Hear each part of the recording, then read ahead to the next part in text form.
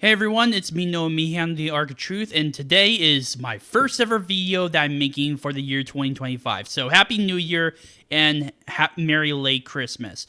Now, before I get into this video, I would like to apologize for the fact that I haven't made any videos whatsoever in the month of December. I've just been overall busy. I had a sinus infection, a very bad one early on. Then I had to deal with mandatory extra time, which was fun, by the way. And I have been thinking about doing a new change of occupation, specifically becoming an officer for Customs and Border Protection. And I've already been through a little bit of the hoops, such as the interview and stuff like that. I'm not going to get too much into it, but I've had a pretty busy time. So I apologize, but nonetheless, thank you guys for still sticking with me in spite of my long hiatus. Now, with that out of the way, let's begin with this story. Now, as I'm making this video, it is currently 2 a.m. on January 4th. Yesterday, there was a vote within the House of Representatives over who was going to be the Speaker Speaker of the House of Representatives, of course, and the two who were going to be, who were basically the leaders, were Mike Johnson of the Republicans and Hakeem Jeffries. Now, considering the fact that there is a narrow lead for the Republicans, especially with the new Congress that's being sworn in eventually, it is clear that it would be pretty obvious that someone like Mike Johnson of the state of Louisiana would be able to retain that gavel. However, it's also clear that Mike Johnson has been pretty controversial as of late. Well, to be fair, there's been an issue that many MAGA Republicans, including myself, have had with Mike Johnson, but his most recent event was he was trying to pass an omnibus bill and it include many things, including a pay raise for Congress, and, well, considering the fact that a lot of people do not like the fact how Congress is doing its job right now, a lot of people got into a pretty bad rage over it, including Elon Musk and Donald Trump, to the point where Mike Johnson, took away that spending bill and just had to work from scratch all over again. I bet that was really fun for him. I don't really feel sorry for that, but nonetheless, yesterday there was the belief that Mike Johnson was probably going to lose his speakership, and I'm not gonna lie, there was at least a little bit of a basis for that, because again, as I said before, MAGA is not really too enthralled by Mike Johnson. But nonetheless, based upon the news that has been reported, Mike Johnson actually managed to win in the first round of voting, 218 against 215. And what was the required amount? Exactly 218. Here's the thing. CNN, when they were talking about this, specifically said that there were two scenarios in which Mike Johnson would fail. There would be one vote against him with two abstentions, or two votes against Mike Johnson. That's it. And by the way, for those who don't know, you have the ability, whether if you're in the Republican Party or the Democratic Party, to vote for someone else. But usually, in terms of trying to get things done and orderly in as quick and efficient manner as possible, people try to go in lockstep in order to make sure that a person gets into as speaker and to get things worked out, which is exactly what happened. Now, originally, there were at least 3 defectors that were thinking about they were not going to vote for Mike Johnson. They were obviously not going to vote for Hakeem Jeffries, the Democrat, because these 3 people happen to be MAGA. The thing is, though, 2 of the votes were switched over to Mike Johnson.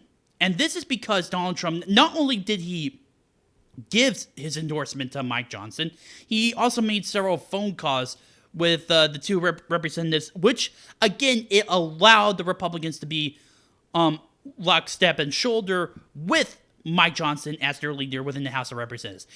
And this is something that honestly Donald Trump needs. The black conservative perspective, when he was talking about this, specifically said that this was the path of least resistance. I agree with him, but I would argue in a much more of a different setting. Here's the thing, and keep in mind with this, I'm going to use something from Star Trek. I am a Star Wars fan, and I admit this pains me so. But in Star Trek Deep Space Nine, Quark the Ferengi was having was having a difficulty with one of the Vulcan captains over an issue with one of the sectors where the Central Command was supplying insurgents with weapons, finances, support, that sort of thing. And he doesn't like the idea of the Federation just trying to go in and confiscate all these weapons. In fact, he preferred a better idea by using the rules of acquisition. More specifically, the third rule of acquisition, which is never spend more on an acquisition than you had to. And specifically, he thought that the best way in order to do that, in order to get the Federation what it wants at the cheapest price, was to establish an embargo preventing anyone from any ships from the Central Command to go into the specific sector and to search them for possible weapons. This basically cuts off a lot of that support, meaning that the insurgents will not have the ability to fight without, again, the needed support. Now, of course, the Vulcan captain, and I apologize, I don't really know too much about the lore with these Space Knights. I watched a few episodes, but again, I am a Star Wars fan at heart. Sorry. Although, I'm not gonna lie, Deep Space Nine is pretty good. Anyway, when he was countered by the Vulcan captain by saying, you're forgetting about the weapons that the insurgents have, Quark counters, they have weapons, you have weapons, everyone has weapons, but no one has a clear advantage. So the price of peace is at an all-time low, and this is the perfect time to establish a framework of an agreement for a lasting peace. Now, I'm paraphrasing with that, but you're kind of understanding my point. In the House of Representatives, there are still many Rhino Republicans, and there are many MAGA Republicans, and it's not surprising considering the fact that it's more engrounded to the people, because you're basically voting for representatives not of an entire state, but of certain congressional districts. And again, this gives MAGA a much bigger ground game. It gives them much greater support within the House. And neither side currently has an advantage.